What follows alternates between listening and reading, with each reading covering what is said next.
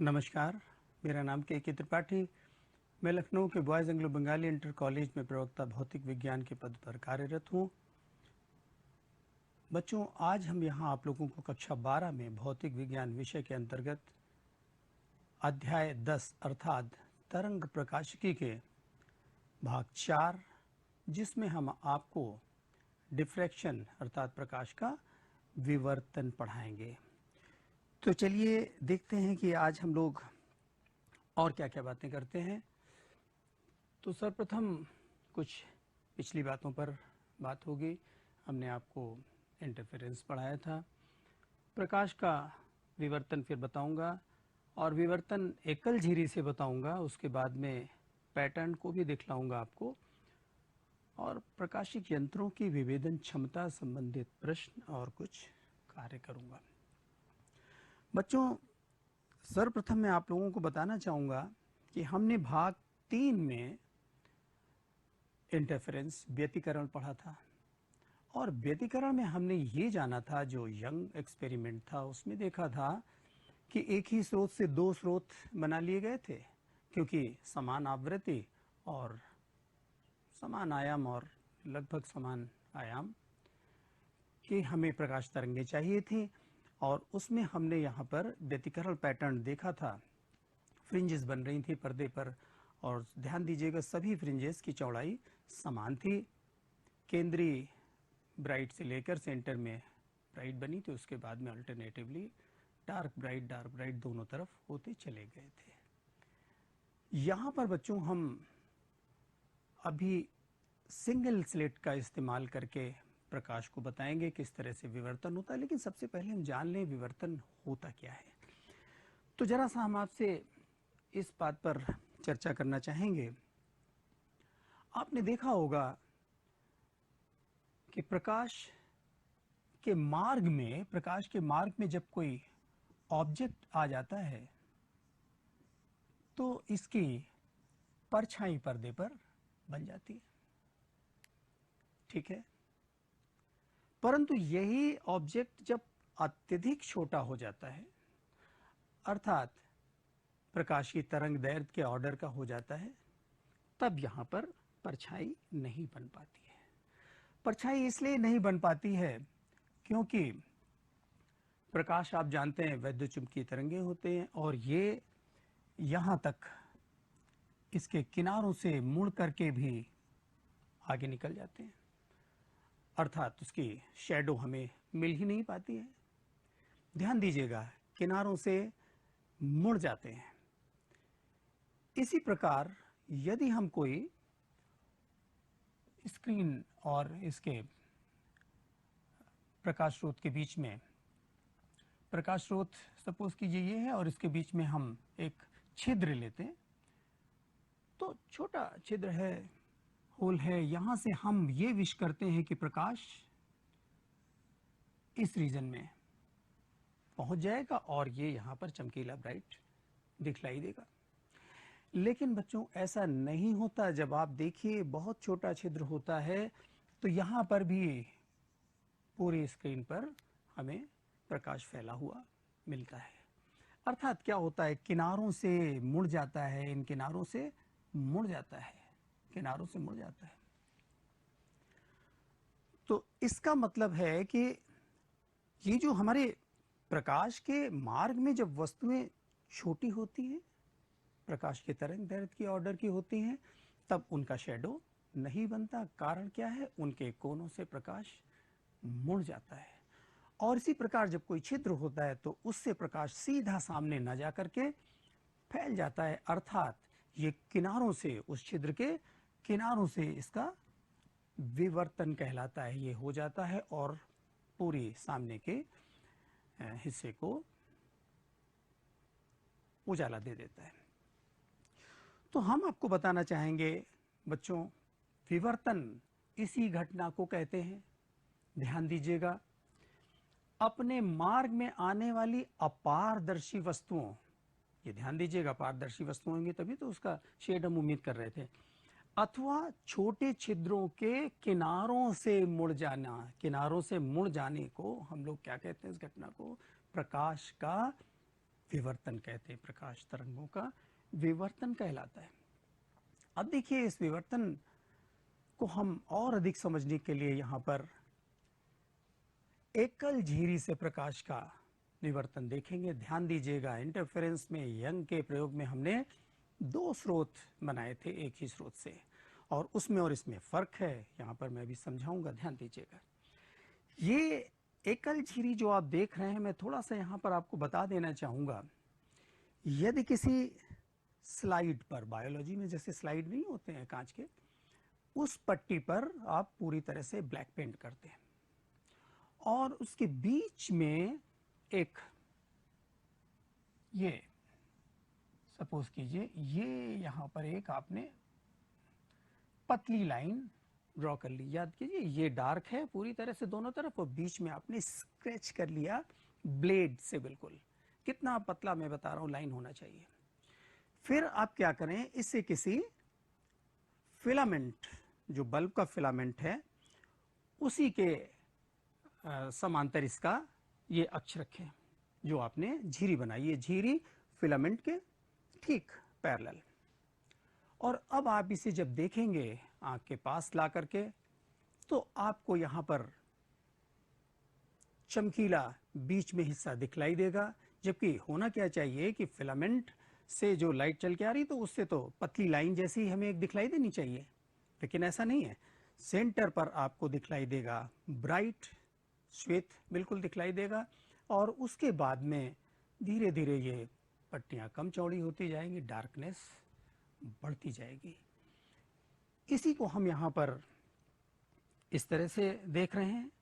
ये हमारा single slit है बच्चों। Ln बहुत छोटा है, Ln बहुत छोटा है। अब इस पे ध्यान दीजिए कि यदि हम एक प्रकाश की किरण, यहाँ से तरंग यहाँ पर जा रही है P पर, और दूसरी N से भी जा रही है, चित्र में ऐसा है, ऐसे भी हम ले सकते थे। देखिए कि एक यहाँ पर ये जा रही है और दूसरी ये जा रही है यहाँ पर, और इस जगह पर से यदि हम ये लंब डाल देते हैं तो ये दोनों बराबर, लगभग, देखिए आपको लग रहा होगा 90 है और सर ये तो 90 है नहीं, तो ये दोनों इक्वल कैसे हो जाएंगे, परंतु हम आपको बता रहे हैं ये इतना छोटा है, ये एंगल इतना कम है कि इसे आप 90 या इसे भी 90 ले सकते हैं, अर्थात ये एंगल बहुत मिनिमम ना के बराबर, तब ये 90 या दोनों बराबर, तो ये समद्विबाहु त्रिभुज की तरह से एज्यूम होगा। और ऐसे में यहाँ पर देखिए, हाइगेन्स प्रिंसिपल में हमने देखा था, यहाँ पर जो प्रकाश आपतित होगा और इस जगह पर सेकेंडरी जो बिंदु बहुत सारे हैं, यहाँ पर अनंत बिंदु हैं, इनसे सेकेंडरी वेव्स निकलने लग जाएंगे, निकलेंगे यहाँ पर समान कलाओं में, और समान कला से सी बिंदु पर जब पहुंचेंगे, ध्यान दीजिएगा, तो सी बिंदु पर समान दूरी है, लंबार्धक पर ये है, तो यहाँ पर ब्राइटनेस आपको मिलेगी। समान कला में थे, याद कीजिए, इंटरफेरेंस में आपको बताया था। परंतु यदि हम P ऐसा कोई बिंदु ले लेते हैं जिसके लिए ये NQ कितना है, ध्यान दीजिए, NQ, इस NQ को यदि आप देखें और ये लैम्डा है, कितना है, लैम्डा, अर्थात पथांतर इन दोनों L और N से यहाँ पर जो तरंगे पहुंची हैं उनके लिए पथांतर कितना, लैम्डा है। तो आप निश्चित रूप से जो पढ़ चुके हैं, आपको वो ऐसा लगेगा कि सर ये यदि लैम्डा है तब तो वहां पर क्या होगा, पूरी तरीके से कंस्ट्रक्टिव इंटरफेरेंस होगा, अर्थात उच्चिष्ट होगा। परंतु बच्चों यहाँ पर ऐसा नहीं, वो दो सोर्स थे, ये सिंगल सोर्स है, कारण मैं आपको बताने जा रहा हूँ, उसी को ध्यान दीजिए। अब देखिए, Ln के बीच की दूरी को हमने दो बराबर भागों में बांट लिया, अर्थात मैं यहाँ पर भी आपको दिखलाता चल रहा हूँ, इसे मैंने दो बराबर भागों में बांट लिया Ln को, और पहले भाग में बहुत सारे बिंदु हैं, दूसरे भाग में भी बहुत सारे बिंदु हैं, तो ध्यान दीजिए, इनसे हमने आधे हिस्से से यहाँ पर एक बिंदु लिया और यहाँ इस प्रकार से लिया कि इनके बीच की दूरी, पहले शुरू में बीच की दूरी कितनी थी, a थी, ध्यान दीजिए, स्लिट की चौड़ाई कितनी यहाँ पर झिरी की, a थी। अभी जब मैंने दो बराबर भागों में बांट लिया तो ये चौड़ाई कितनी हो गई, a/2 a/2 हो गई। यहाँ पर मैं फिर से दिखलाने की कोशिश कर रहा हूँ बच्चों, ध्यान दें, ये कितना हो गया, a/2 हो गया, और ये भी a/2 हो गया। अब बच्चों मैं आपको बताना चाहूंगा कि इसके m और l के बीच में जो बिंदु हैं और m और n के बीच में बहुत सारे बिंदु हैं, उसमें इस प्रकार से संगत बिंदु लीजिए कि m1 और m2 ये जो आपने बिंदु लिए, इनके बीच की दूरी क्या रहे, a/2 ही रहे। अब आप देखिए, सपोज कीजिए इसके बीच में आपने 100 बिंदु ले लिए, तो यहां से यदि मैंने तीसरा लिया और ये 50 पर ये मध्य था 50 के बाद, तो 50 से तीसरा यहाँ पर 53वां ले लिया, तो तीसरा और 53 के बीच में, मतलब थर्ड और 53 के बीच में a/2 दूरी होगी, a/2 दूरी होगी। या फिर पांचवा लिया तो इस भाग से भी पांचवा ले, इसी को हम संगत बिंदु कह रहे हैं, अर्थात दोनों के बीच में दूरी कितनी, a/2। तो अभी देखिए क्या है, यदि ये थीटा है तो यहां पर भी बच्चों देखिए, इसको हम जरा सा ऐसे कर रहे हैं, ये एंगल थीटा, अर्थात ये NQ कितना होगा, तो देखिए साइन थीटा बराबर कितना होगा, लैम्डा अपॉन ए, अर्थात a साइन थीटा बराबर कितना होगा, लैम्डा होगा। ध्यान दीजिए, a साइन थीटा लैम्डा था। अब हमने इसको आधा जब ये लिया हुआ है, अर्थात आधे हिस्से से a/2 से जब होगा, तब कितना होगा हमारे पास में, λ/2 होगा। क्योंकि देखिए, जब इसको आप देख रहे हैं, ये यहाँ पर लैम्डा है तो ये a था, और जब ये a/2 हो जाएगा तो उसी प्रकार से λ/2 हो जाएगा जब ये a/2 हो जाएगा। मैं ये कहना चाह रहा हूँ कि जो दो अर्धभाग इसके किए और प्रत्येक के अर्धभाग से इस प्रकार से बिंदु चुने कि पहला इससे एक बिंदु लिया तो इससे इस हिसाब से लिया, इसका भाग का भी पहला लिया, उसका पांचवा लिया, इसका पांचवा लिया, अर्थात ये λ/2 पथांतर पर होंगे। तो P बिंदु पर ये क्या देंगे, निम्निष्ठ देंगे, डार्कनेस देंगे, यहाँ पर ब्राइट फ्रिंज नहीं होगा। दोनों में फर्क आप समझिए, वहां पर दो स्रोत थे, यहाँ पर सिंगल है, इसी वजह से हो रहा है। और अनंत बिंदु हैं जिनके लिए हम आधे दो भागों में बांट करके समझाना चाह रहे थे। यदि ये लैम्डा पथांतर शुरू में होगा, इनके किनारों से जो तरंगें गई थी, तो ऐसे केस में आपको यहाँ पर क्या मिलेगा, डार्कनेस मिलेगा, अर्थात निम्निष्ठ, प्रथम निम्निष्ठ मिलेगा। तो इसका मतलब ये हो गया कि हमें यहाँ पर निम्निष्ठ की स्थितियों के लिए कितना प्राप्त होगा, a/2 के लिए λ/2 पथांतर प्राप्त होगा। अब देखिए, अगर हम देखें इस स्थिति को लेकर के चले थे, तब यहाँ पर हमें λ/2 पथांतर पर निम्निष्ठ मिल रहा था, अर्थात निम्निष्ठ के लिए यहाँ पर इन जनरल यदि m थीटा कह दे, प्लस माइनस इसलिए कह रहे हैं बच्चों क्योंकि दोनों ही तरफ होगा, ऊपर भी और यही बात नीचे भी। हम अभी बात ऊपर के लिए कर रहे थे। तो देखिए m के वैल्यूज यहाँ पर 1 2 3 इत्यादि, इन पर क्या मिलेगा, आपको निम्निष्ठ मिलेगा। परंतु ध्यान रहे, m बराबर 0 पर, m बराबर 0 कहाँ पर हो जाएगा, केंद्र पर आ जाएगा। तो केंद्र पर क्या होता है, यहाँ पर इस स्क्रीन के लंबार्धक के बिंदु यहाँ पर सामने पर देखिए, तो यहाँ पर आपको उच्चिष्ट प्राप्त हो रहा था। अब यदि हम बात करें तो देखिए जरा सा, ये तो निम्निष्ठ की स्थितियां थी, परंतु यदि उच्चिष्ट के लिए हम बात करें, तो उच्चिष्ट के लिए यदि हम बात करें तो उसमें क्या हो जाएगा, कितना हो जाएगा, ये sine theta is equal to 2m plus 1/2 lambda, अर्थात साइन थीटा कितना हो जाएगा, 2m plus 1/2 lambda upon a हो जाएगा। तो बच्चों यदि हम ध्यान दें इस पे, तो देखिए हमें यहाँ पर निम्निष्ठ की स्थितियां क्या क्या मिल जाएंगी।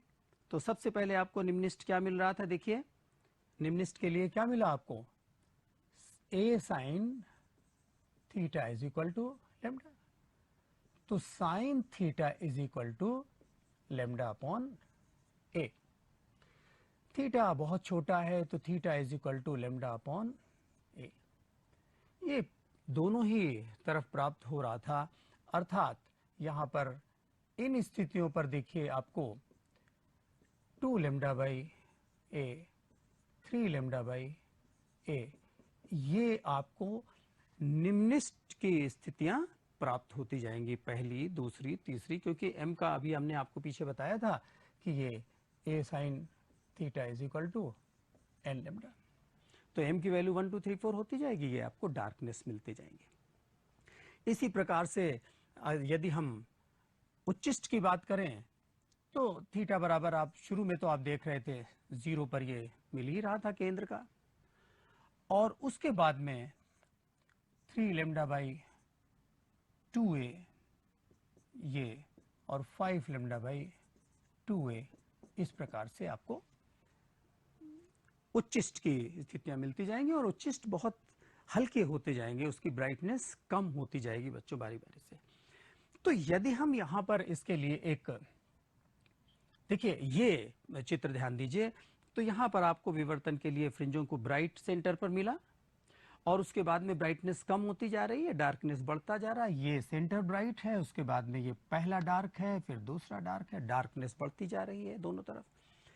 यहाँ पर ये सेंटर पार्ट में देख रहे हैं विवर्तन के कारण सबसे ज्यादा ब्राइटनेस आपको प्राप्त हो रही है।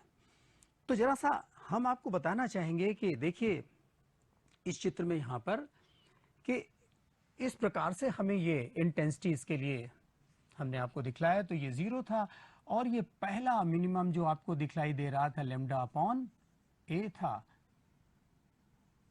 ये 2 लैम्डा अपॉन ए, ध्यान दीजिए बच्चों ये लैम्डा है, और इसी प्रकार से इस तरफ में देखिए माइनस लैम्डा अपॉन ए, माइनस 2 लैम्डा अपॉन ए इत्यादि निम्नलिखित की स्थितियां हैं। इस तरफ में धनात्मक मैंने आपको दिखलाया। तो सेंटर जो ब्राइट है उसकी चौड़ाई कितनी हो जाएगी बच्चों, साफ साफ दिखलाई दे रहा है 2 लैम्डा अपॉन ए, सेंटर ब्राइट की ये चौड़ाई दिखलाई दे रही है, 2 लैम्डा अपॉन ए, सेंटर ब्राइट की चौड़ाई मिल गई आपको। अब ध्यान दीजिए, अगर हम ब्राइटनेस देख रहे हैं कम होती जा रही, पिछले चित्र में हमने आपको दिखलाया है धीरे धीरे सेंटर की ज्यादा है और बाकी की कम होती जा रही, तो ये डार्क की स्थितियां हो गई और आपको ब्राइटनेस दिखलाई दे रहे हैं। इंटेंसिटी के लिए कर्व आपको दिखलाई दे। कोणीय चौड़ाई के लिए यदि ध्यान दें तो कोणीय चौड़ाई की अगर हम बात कर रहे थे तो यहाँ पर ये सपोज थीटा था, ये यहाँ पर एक्स था, ये भी मान लीजिए कि पहला सेंटर ब्राइट से अगला डार्क जब बना तो यही तो इसकी चौड़ाई हो गई। यहाँ पर ये जो डार्क बना, ये डार्क बना जा करके ये सेंटर में ब्राइट, तो ब्राइटनेस यहाँ से यहाँ तक फैली हुई थी। तो कितना हो जाएगा देखिए, कोणीय चौड़ाई के लिए थीटा बराबर आपने कितना बताया, लैम्डा अपॉन ए, परंतु थीटा बराबर कितना, यदि ये एक्स है और ये डी था तो ये एक्स अपॉन डी। अब कोणीय चौड़ाई थीटा और थीटा दोनों तरफ है, ये भी तो ब्राइट है, सेंटर के लिए खास बात औरों से अलग है, दोनों तरफ ब्राइटनेस है, तो कितना हो जाएगा 2 थीटा बराबर 2x अपॉन डी ले सकते हैं। अर्थात ये देख लीजिए आपको x की जगह पर ये आप इतना भी ले सकते हैं और इसे थीटा की जगह पर आप क्या कह सकते हैं, लैम्डा अपॉन 2 लैम्डा अपॉन ए 2x अपॉन डी, अर्थात ये आप x बराबर लैम्डा डी अपॉन ए नोट कर सकते हैं। तो ये तो कोणीय चौड़ाई थी हमारी। कोणीय चौड़ाई में आपने इस तरह से देखा, थीटा का मान यहाँ पर रख देते तो ये भी हो जाता कि कोणीय चौड़ाई इस प्रकार से हो जाती, या फिर यहाँ पर दोनों तरफ रख देंगे, वो तो मैंने बताया कोणीय चौड़ाई यहाँ पर इतनी हो जाएगी। लेकिन यहाँ पर देखिए यदि हम ये चौड़ाई निकालने, तो कोणीय चौड़ाई हो गई, अब ये चौड़ाई निकालना चाह रहे हैं तो 2x का मान कितना हो जाएगा, 2x बराबर 2 लैम्डा डी अपॉन ए, ये पर्दे पर चौड़ाई आपको प्राप्त हो गई, ये कोणीय चौड़ाई प्राप्त हो गई। तो बच्चों इस प्रकार से हम देखते हैं कि इंटेंसिटी सेंटर में ब्राइट और उसके बाद में कम होती चली जाती है। ये जो आपको यहाँ पर मैंने 2 ब्लेड ले रखे हैं, इनको यदि आप ध्यान से देखें तो इसीलिए इनको दिखलाने की कोशिश की गई है, वही जो बात मैंने कही थी, विवर्तन देखने के लिए, डिफ्रैक्शन देखने के लिए बहुत पास पास रख करके इसको, और इसका जो एक्सिस जो है जो लाइन आपने बीच में दिखलाई दे रही है, खुली हुई लाइन, उसको फिलामेंट के पैरेलल में रखेंगे तो आपको स्पष्ट रूप से विवर्तन, डिफ्रैक्शन दिखलाई देगा। आगे बच्चों हम एक बात करना चाहते हैं, प्रकाशिक यंत्रों की विभेदन क्षमता। चलिए थोड़ा सा समझ लेते हैं ये विभेदन क्षमता है क्या। देखिए, पहले तो हम आपको ये बताना चाहेंगे बच्चों कि कोई दो वस्तुएं हैं, हमारी आंख भी प्रकाशिक यंत्र की तरह से काम करती है, और यदि दो वस्तुएं हैं और पास की वस्तुएं हैं, इनका जो प्रतिबिंब बनेगा, उस प्रतिबिंब को हम दूर दूर वो प्रतिबिंब इतने हों कि हमें स्पष्ट दिखलाई दे जाए। हम आपको एक छोटा सा एग्जाम्पल देना चाहते हैं, जरा ध्यान दीजिए। दूर से एक कार चली आ रही है, उसकी दो हेडलाइट्स है। जब बहुत दूर होगी तो वो क्या होगा, हमारी आंख पर जो इमेज बनाएगा वो सिंगल की तरह से इमेज बनाएगा। ओवरलैपिंग एक्चुअली हो रही है दोनों हेडलाइट्स की, विवर्तन के कारण, डिफ्रैक्शन के कारण ओवरलैपिंग हो रही है। ओवरलैपिंग होने से क्या हो रहा है कि हमारे पास जो इमेज आंख पर बन रहा है वो अलग अलग नहीं बन पा रहा दोनों वस्तुओं का प्रतिबिंब। अब इसका मतलब ये हुआ, अच्छा होता क्या है हम आपसे बताएं कि आंख पर ये, पहले ये समझ लीजिए इसकी विभेदन क्षमता क्या है। तो आपको बताएं कि जितना ये पास पास की चीजों को दिखला दे, जितना पास पास की चीजों को दिखला दे, अर्थात इसकी विभेदन सीमा ये कहलाती है। ये विभेदन सीमा जितना अच्छी तरह से हमको ये दोनों इमेजेस दिखला दे, उतना ही इसका क्षमता ज्यादा हुआ। कौन सा, रिजॉल्विंग पावर उतना ही ज्यादा कहलाएगा, विभेदन क्षमता उतना ही ज्यादा कहलाएगा। जितना ही पास पास की चीजों को हम, बहुत पास पास की चीजों को देख पाते हैं तो हमारी, इसका मतलब है रेजोल्यूशन पावर ज्यादा है। लेकिन यहां पर ध्यान दीजिए, जब हम दो वस्तुओं, ध्यान दीजिए, दो वस्तुओं द्वारा, अब कोई अभिदृश्यक है, अगर मान लीजिए दो वस्तुओं द्वारा अभिदृश्यक से बना हुआ प्रतिबिंब, यदि ठीक प्रकार से बन जाए और यदि हमें वो अच्छे से अलग अलग दिखलाई दे जाए, अलग अलग प्रतिबिंब बन जाए, तो ये कहलाता है, इसका रेजोल्यूशन पावर कहलाता है, विभेदन क्षमता कहलाता है। हम आपको बताएं, जब, ध्यान दीजिए जरा सा, इस चित्र को हम आपको दिखलाना चाहेंगे। यहां पर देखिए, उत्तल लेंस से जब प्रकाश अंदर आता है और ये यहाँ पर डिफ्रैक्शन के कारण से सेंटर पर, एक ये फोकसित बिंदु पर ना होकर के ये एक धब्बा जैसा यहाँ पर बना देता है, जिसकी त्रिज्या इतनी आपको होती है, लगभग कितनी, 0.61 लैम्डा एफ अपॉन ए।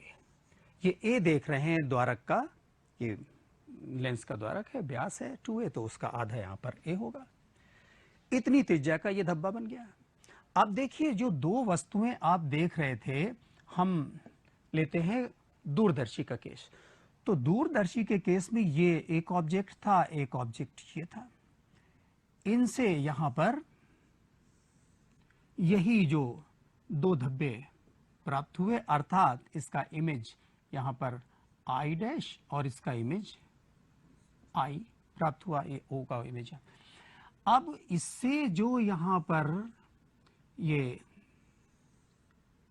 इमेज बन रही है, ये जो मैंने कहा धब्बे बन रहे हैं, यदि ये ओवरलैपिंग ज्यादा है, कुछ इस तरह से है, देखिए इस तरह से है, तो इसका मतलब ये हुआ कि ये रिजॉल्व नहीं कर पाया, हमें ठीक से इमेजेस दिखलाई नहीं देंगे, वो दोनों लाइट एक जैसी दिखलाई दें।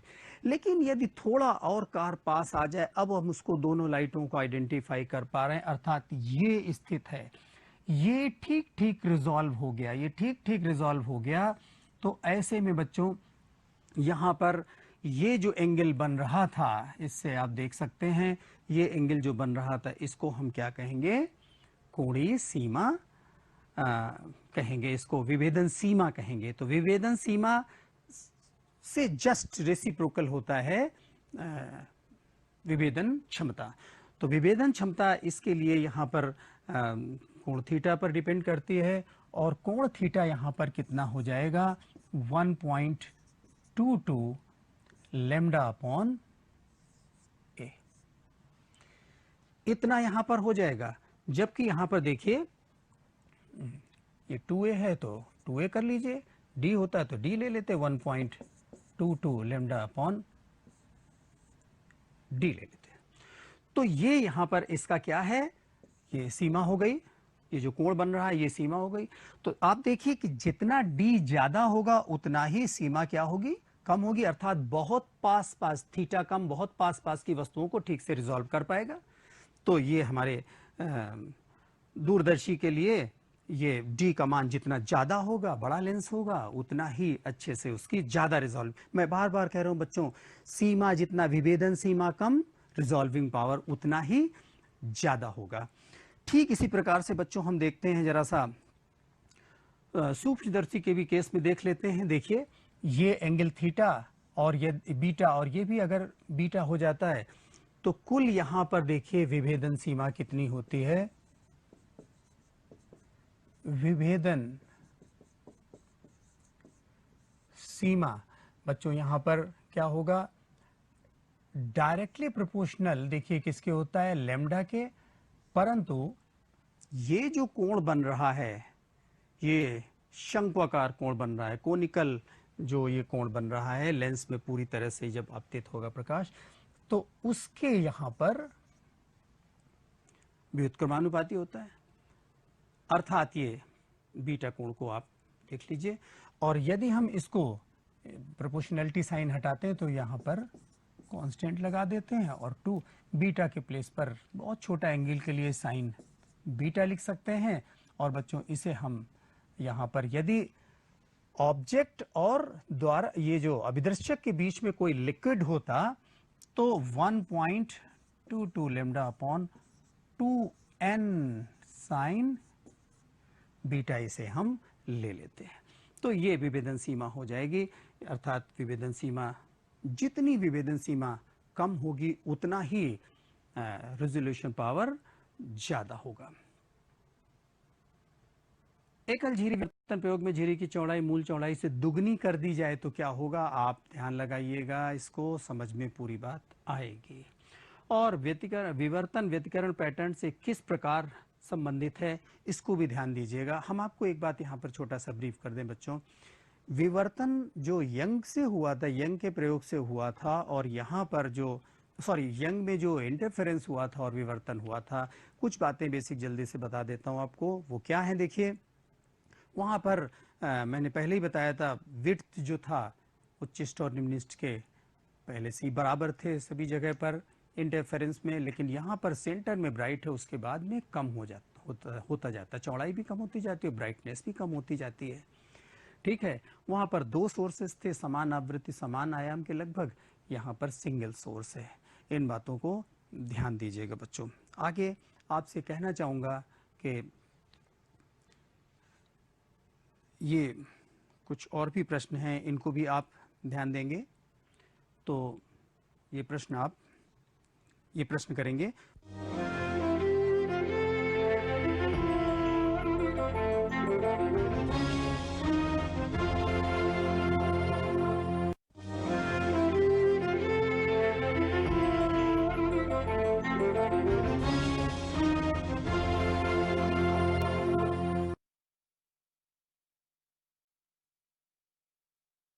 नमस्कार बच्चों, मैं समरीन सुल्ताना, गृह विज्ञान की शिक्षिका, राजकीय हाई स्कूल करोरा, मोहनलालगंज, लखनऊ से आज की कक्षा में आपका बहुत बहुत स्वागत करती हूँ। आज हम कक्षा 10 का अध्याय 2 आय व्यय और बचत पाठ के बारे में चर्चा करेंगे। बच्चों इस अध्याय को मैंने 2 भागों में विभक्त कर दिया है। आज हम भाग 1 में आय और व्यय के बारे में पढ़ेंगे और बचत के बारे में हम दूसरे भाग में विस्तार से चर्चा करेंगे। तो चलिए आइए देखते हैं हमारे आज के चर्चा के बिंदु कौन कौन से हैं। चर्चा के बिंदु आज के हमारे हैं, पारिवारिक आय का अर्थ और परिभाषा को हम जानेंगे विस्तार से। पारिवारिक आय के प्रकार, कौन कौन से आय के प्रकार होते हैं, इसके बारे में हम विस्तार से जानकारी प्राप्त करेंगे। आय के स्रोत कौन कौन से हैं, किन किन स्रोतों द्वारा हमारे घर में आय आती है, इसके बारे में हम जानकारी प्राप्त करेंगे। पारिवारिक व्यय का अर्थ क्या होता है, इसके बारे में हम समझेंगे। व्यय के प्रकार के बारे में हम जानेंगे और अंत में व्यय को हम प्रभावित करने वाले कारकों के बारे में चर्चा करेंगे। अब बच्चों, यहाँ पर सबसे पहले हम पूर्व ज्ञान से जुड़ते हैं। आय, व्यय और बचत, इससे पहले वाला जो आपका अध्याय था उसके अंतर्गत आपने बजट बनाना सीखा था। इसमें आपने बजट का अर्थ और परिभाषा के बारे में जाना था। बजट क्या होता है? बजट एक निश्चित समयावधि के अंदर ही हम अपने आय और व्यय के लेखे जोखे को नोट करते हैं, उसी को हम क्या कहते हैं? बजट कहते हैं। बजट बनाने के उद्देश्य हमने पढ़े थे। बजट के उद्देश्य क्या क्या थे? सर्वप्रथम जो सबसे महत्वपूर्ण उद्देश्य था वो था कि हम अपने परिवार की कुल आय के बारे में अच्छी तरह से जानकारी प्राप्त कर लेते हैं कि हमारे परिवार में कुल कितनी आय आ रही है। और दूसरा महत्वपूर्ण उद्देश्य यह था कि हम अपने होने वाले व्ययों को, होने वाले खर्चों को हम क्या कर सकते हैं? बजट के द्वारा नियंत्रित कर सकते हैं। उसके बाद हमने बजट के प्रकार के बारे में पढ़ा था। बजट के प्रकार के अंतर्गत 3 प्रकार हमने पढ़े थे: संतुलित बजट, घाटे का बजट और बचत का बजट। तो इसमें सबसे अच्छा जो बजट था वो था बचत का बजट। फिर हमने बजट की प्रमुख मदों के बारे में पढ़ा था, उनकी किन किन मदों को ध्यान में रखकर हम अपने बजट को बनाते हैं, जिसमें भोजन, वस्त्र, मकान, शिक्षा, चिकित्सा इत्यादि पर होने वाले खर्चों को हम लिखते हैं। फिर हमने एंजिल के नियम के बारे में हमने पढ़ा था और दैनिक व्यय का लेखा जोखा हमने जाना था। तो बच्चों, इस अध्याय को जो अध्याय हम पढ़ने जा रहे हैं, इसको जोड़ने का मकसद यह है कि आपने बजट में आय व्यय के लेखे जोखे को पढ़ा था और इस अध्याय में हम आय और व्यय के बारे में विस्तार से जानकारी प्राप्त करने वाले हैं। पाठ का उद्देश्य हमारा जो है, इस पाठ को पढ़ने के बाद हम पारिवारिक आय का अर्थ और परिभाषा को अच्छे से समझ सकेंगे। आय के भेद क्या हैं, उनके प्रकार क्या हैं, ये हम अच्छे से समझ सकेंगे। पारिवारिक आय के विभिन्न स्रोतों की जानकारी हमें प्राप्त हो जाएगी। पारिवारिक व्यय क्या होता है, इसके बारे में हम समझ सकेंगे। पारिवारिक व्यय के विभिन्न प्रकारों की जानकारी हमें हो जाएगी और व्यय को कौन कौन से कारक प्रभावित करते हैं, इनको भी हम अच्छे प्रकार से सीख जाएंगे। तो चलिए आज का हम अपना शुरू करते हैं पाठ। सबसे पहले आय, पारिवारिक आय क्या होती है। तो बच्चों, आप सबसे पहले यहाँ पर इमेजिन कीजिए कि आपने आसपास बहुत तरह के लोग आप रोज ही देखते हैं, अपनी डेली लाइफ में, अपने दैनिक जीवन में देखते हैं कि हर व्यक्ति किसी न किसी कार्य में लगा हुआ होता है। जैसे कोई अध्यापक है, कोई वकील है, कोई व्यवसाय चला रहा है, कोई मजदूरी कर रहा है, कोई रिक्शा चला रहा है। इस प्रकार बहुत सारे अलग अलग कामों में लोग लगे हुए हैं, लेकिन काम सब लोग अलग कर रहे हैं, लेकिन फिर भी सबका उद्देश्य जो है वो एक ही है। उद्देश्य यह है कि सभी को धन अर्जित करना है। इसका कहने का मतलब यह है बच्चों कि किसी भी काम को करने के बदले जो धन हमें प्राप्त होता है उसी को हम क्या कहते हैं? आय कहते हैं। जैसा कि यहाँ लिखा हुआ है, आप देख सकते हैं, किसी निश्चित समय के अंतर्गत, किसी निश्चित समय आपका क्या हो सकता है? साप्ताहिक भी हो सकता है, दैनिक भी हो सकता है और मासिक भी हो सकता है। इसके अंतर्गत सेवा या संपत्ति के प्रयोग के बदले में प्राप्त धन को हम क्या कहते हैं? आय कहते हैं। सबसे सरल शब्दों में हम परिवार की आय में उसके सदस्यों द्वारा विभिन्न स्रोतों से अर्जित धन को ही हम क्या कहते हैं? आय कहते हैं। और आय हमारी या तो दैनिक होगी या साप्ताहिक होगी या फिर मासिक होगी।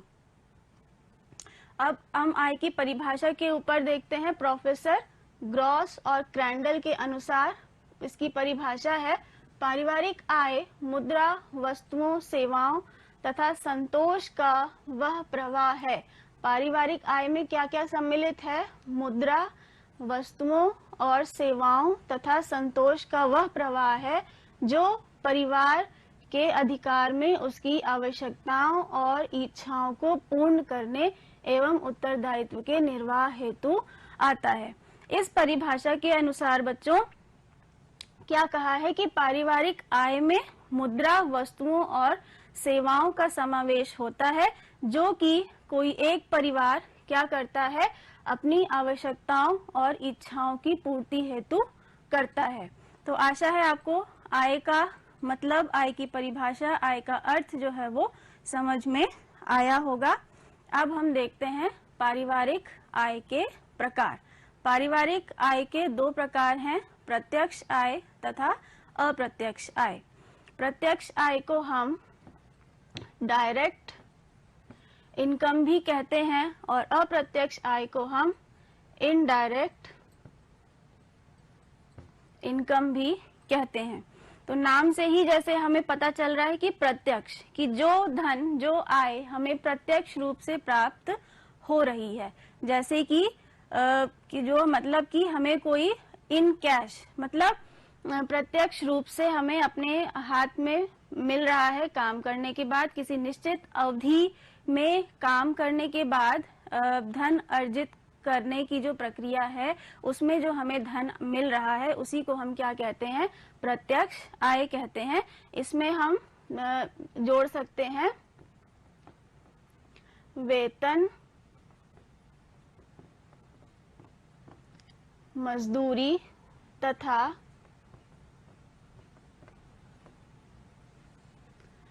वेतन से प्राप्त आय, मजदूरी से प्राप्त आय और किसी भी व्यवसाय में लगे होने के बाद प्राप्त आय को हम क्या कहते हैं, प्रत्यक्ष आय कहते हैं। आप लोगों को ये समझ में आ गया होगा कि प्रत्यक्ष आय क्या है। प्रत्यक्ष आय का मतलब कि किसी कार्य को करने के बाद जो भी धन हमें मिल रहा है उसको हम क्या कहते हैं, प्रत्यक्ष आय कहते हैं। वेतन, मजदूरी और व्यवसाय के अलावा परिवार की कुछ अन्य प्रत्यक्ष आय का स्रोत भी होता है, जैसे दुकान या मकान का किराया या फिर ब्याज द्वारा प्राप्त आय। अब देखते हैं अप्रत्यक्ष आय कौन सी होती है, जिसे हम इनडायरेक्ट इनकम भी कहते हैं। अप्रत्यक्ष आय वह आय होती है जो किसी व्यक्ति को उसके कार्य के बदले सुविधाओं के रूप में प्राप्त होती है। यह हमें धन के रूप में प्राप्त नहीं होती, बल्कि यह क्या होती है, हमें किन्हीं सुविधाओं के रूप में प्राप्त होती है। जैसे कि अगर कोई व्यक्ति कार्य कर रहा है या किसी सरकारी या गैर सरकारी संस्था में कार्य कर रहा है तो उसकी तरफ से उस व्यक्ति को कुछ सुविधाएं, जैसे निशुल्क वाहन सुविधा, निशुल्क आवास सुविधा, निशुल्क चिकित्सा सुविधा या फिर निशुल्क शिक्षा संबंधी सुविधा, ये सारी सुविधाएं उसको मिलती हैं।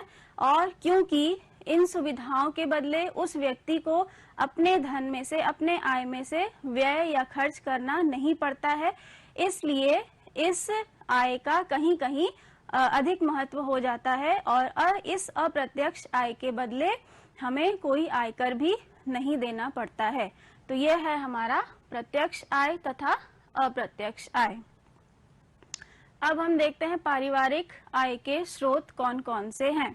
हमारे पारिवारिक आय के स्रोत का मतलब है कि किन किन स्रोतों से, किन किन सोर्सेस से हमारे घर में आय या धन आता है।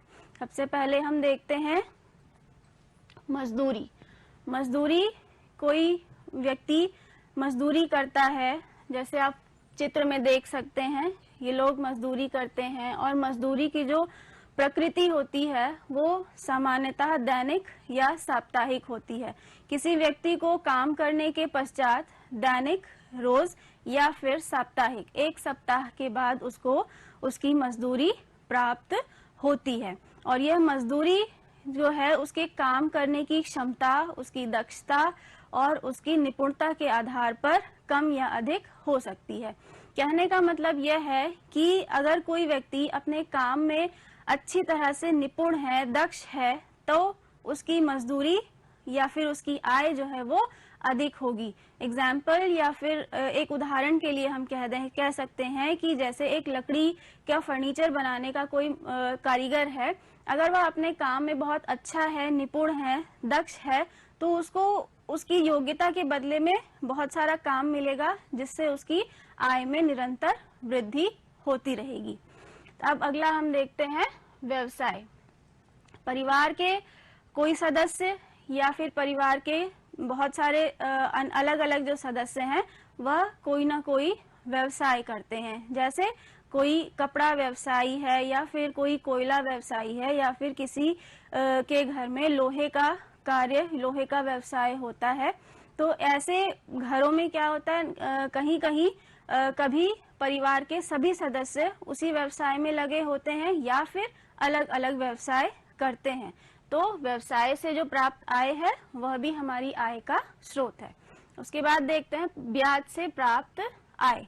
कुछ परिवार क्या करते हैं, निवेश करते हैं अपना धन किसी न किसी रूप में, तो उससे प्राप्त जो ब्याज होता है, उससे जो धन प्राप्त होता है, वह भी परिवार की आय का स्रोत बन जाता है।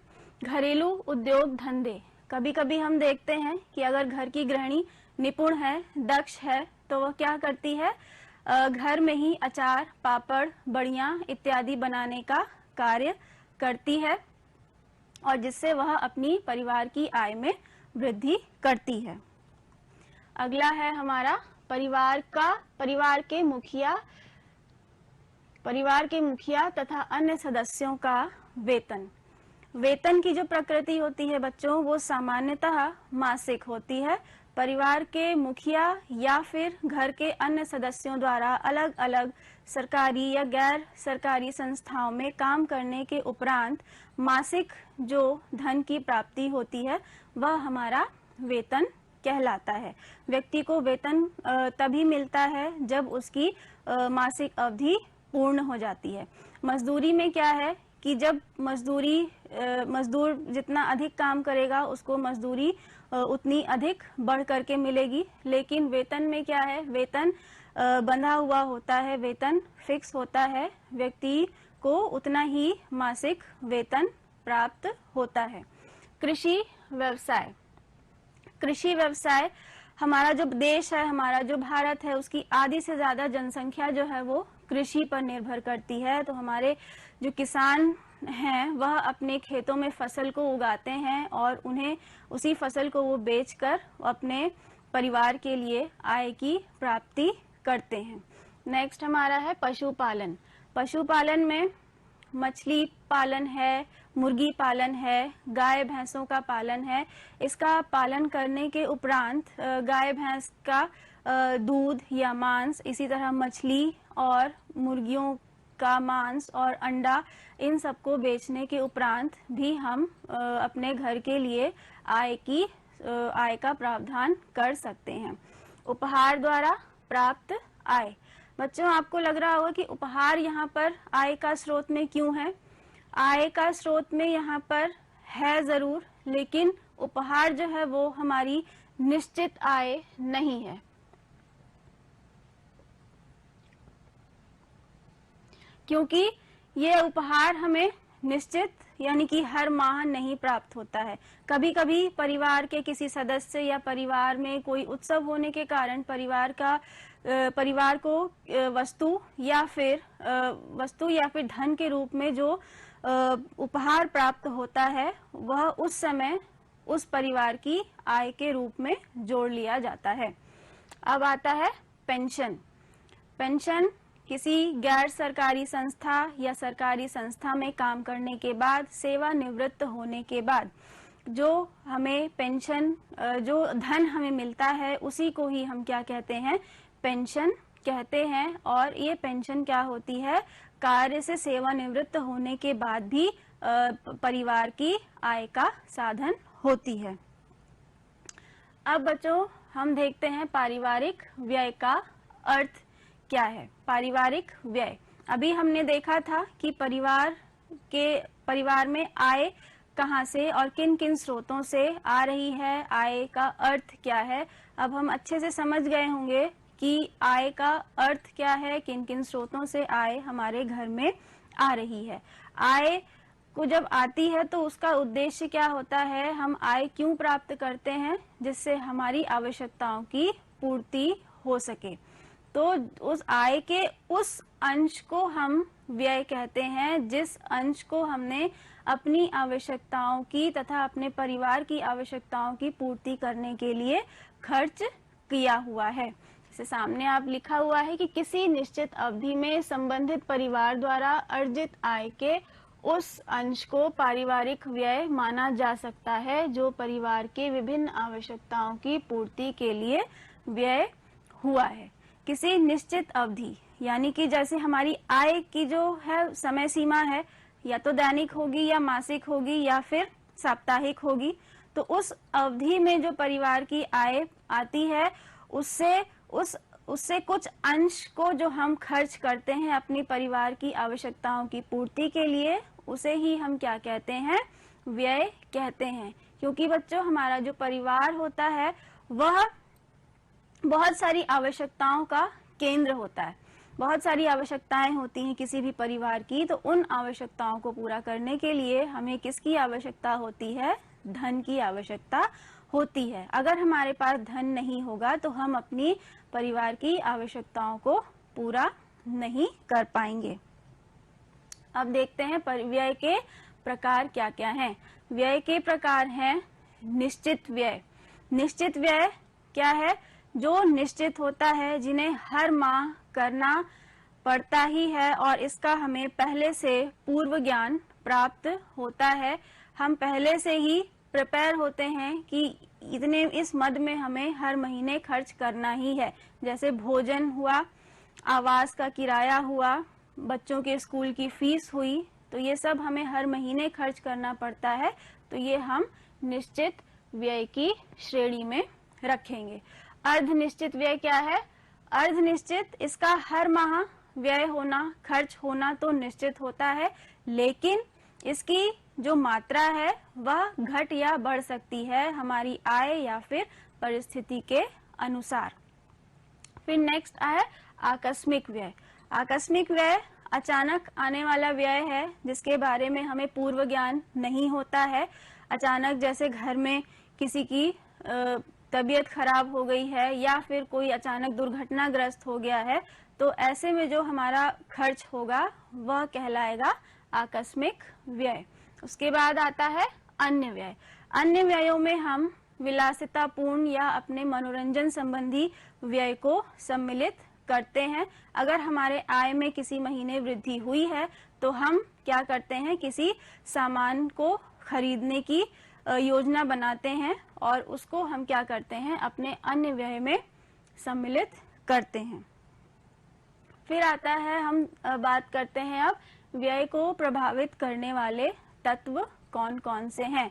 हमारे परिवार में जो आय आती है उसको हमने अपनी आवश्यकताओं की पूर्ति के लिए खर्च किया है, व्यय किया है, लेकिन उसको खर्च करने के लिए भी कुछ तत्व होते हैं जो उन्हें हमारे खर्च को प्रभावित करते हैं। सबसे पहले हम देखते हैं परिवार के सदस्यों की आयु। परिवार के सदस्यों की आयु बहुत ही महत्वपूर्ण तत्व है। इससे हमारा आय का जो व्यय है वो बहुत ही प्रभावित होता है। हम एग्जाम्पल के लिए देख सकते हैं, जैसे अगर घर में हमारे बुजुर्गों की संख्या अधिक है तब क्या होगा, हम उनकी देखभाल, उनकी चिकित्सा, उनकी दवाइयों पर अधिक खर्च करेंगे। तो इस प्रकार हमारी आय का अधिक हिस्सा जो है वो बुजुर्गों के ऊपर खर्च होगा। और वहीं दूसरी तरफ अगर बच्चों की संख्या ज्यादा है तब हमारे घर की जो खर्चों में से शिक्षा पर ज्यादा खर्च होगा। फिर आता है परिवार की आय। परिवार की आय सीमित होती है, सामान्यतः हर परिवार की आय सीमित होती है। उसी सीमित आय में ही हमें क्या करना है, अपने खर्चों को सीमित करना है। हम अगर इससे अधिक खर्च करेंगे तो हम अपने व्यय को, अपने धन को भली प्रकार से प्लान नहीं कर पाएंगे। फिर आता है परिवार का ढांचा। परिवार के ढांचे से क्या मतलब है? परिवार का ढांचा में लोगों की संख्या से संबंधित है। परिवार का ढांचा और परिवार के सदस्यों की संख्या, दोनों को ही हम एक साथ समझ सकते हैं। परिवार का ढांचा और सदस्यों की संख्या, कि अगर परिवार एकाकी है तो हमारे व्यय कम होंगे, और वहीं अगर परिवार हमारा संयुक्त है, सदस्य ज्यादा हैं, तो सबकी आवश्यकताओं की पूर्ति हेतु हमें धन की आवश्यकता होगी। यानी कि जितने ज्यादा सदस्य होंगे, सदस्यों की आवश्यकताएं भी उसी के अनुसार होंगी, और इस तरह हमारा जो व्यय है वो प्रभावित होगा। पारिवारिक आवास। पारिवारिक आवास एग्जाम्पल के लिए हम समझ सकते हैं कि अगर हमारा आवास ग्रामीण क्षेत्र में है तो उस हिसाब से हमारे पारिवारिक आवास का जो किराया है या खर्च है या जो मेंटेनेंस है वो उसी हिसाब से होगा। वहीं अगर हम शहरी इलाके में रह रहे हैं तो हमारा ग्रामीण क्षेत्र के मुकाबले घर के ऊपर जो होने वाला खर्च है वो अधिक होगा। और वहीं अगर हम शहरी क्षेत्र में भी ऐसे स्थान पर रह रहे हैं जहां पर बहुत अच्छी कॉलोनी में रह रहे हैं, बहुत अच्छे अपार्टमेंट में रह रहे हैं, तो उसी हिसाब से हमारे व्यय जो है वो प्रभावित होगा। नेक्स्ट आता है सामाजिक रीति रिवाज और परंपराएं। कुछ परिवार ऐसे होते हैं जहां पर सामाजिक रीति रिवाज और परंपराएं अधिक मानी जाती हैं, निभाई जाती हैं, तो इन धार्मिक अनुष्ठानों को निभाने के लिए व्यय जो है वो परिवार अधिक करता है, तो इस प्रकार उस परिवार का व्यय जो है वो प्रभावित होता है। व्यक्तिगत व्यवसाय। कुछ व्यवसाय ऐसे होते हैं जिनमें हमें व्यय करना पड़ता है, फिर हम उनसे धन की प्राप्ति करते हैं। जैसे अगर कोई डॉक्टर है तो वह अपना क्लिनिक या खुद का हॉस्पिटल अगर बनाएगा तो उसको अधिक से अधिक धन व्यय करना पड़ेगा, और दूसरी तरफ अगर कोई वकील है तो उसको खुद का ऑफिस और पुस्तकालय आदि बनाना पड़ेगा। तो इस प्रकार उसे पहले व्यय करना होगा, तत्पश्चात वह जो है धन की प्राप्ति कर सकेगा। गृहिणी की दक्षता। गृहिणी की दक्षता परिवार की आय को और व्यय को बहुत प्रभावित करती है। क्यों करती है? कि अगर गृहिणी दक्ष है, समझदार है, तो वह क्या करेगी? अपने खर्चों को अपने ही ओर से नियंत्रित कर लेगी। यानी कि उसको ऐसी जगहों की जानकारी हो जाएगी कि कौन सी जगह पर कौन सी वस्तु कम दाम में मिल जाएगी, और वो उन्हीं जगहों पर जाकर अपने घर के लिए खरीद फरोख्त कर सकती है। परिवार के रहन सहन का स्तर। परिवार का रहन सहन का स्तर अगर निम्न है तो उसी के अनुसार परिवार का व्यय होता है। अगर मध्यम है तो मध्यम वर्ग के अनुसार वह खर्च करेगा। अगर वहीं उच्च रहन सहन का स्तर है तो परिवार की आय का अधिकतम हिस्सा कहाँ लगेगा? अपने रहन सहन के स्तर को ऊंचा बनाए रखने के लिए होगा।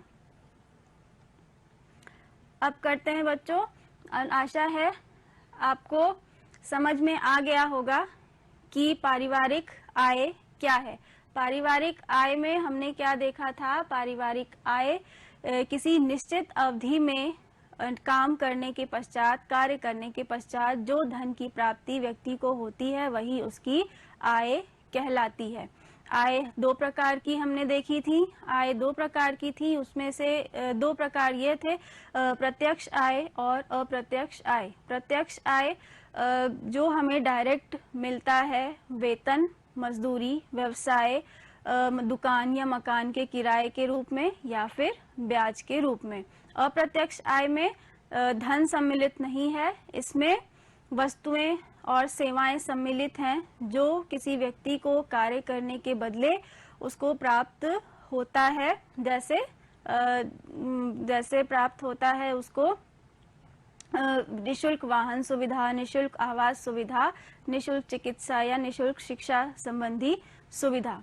और सफल गृह व्यवस्था के लिए पर्याप्त आय तथा आवश्यकताओं की पूर्ति हेतु समुचित व्यय आवश्यक है। अगर हमें अपने गृह को सुसंचालित करना है, उचित उसका प्रबंधन करना है, तो हमें सबसे पहले क्या करना होगा? अपने धन को समुचित योजनाबद्ध तरीके से व्यय करना होगा और अपने परिवार की आवश्यकताओं की पूर्ति करनी होगी।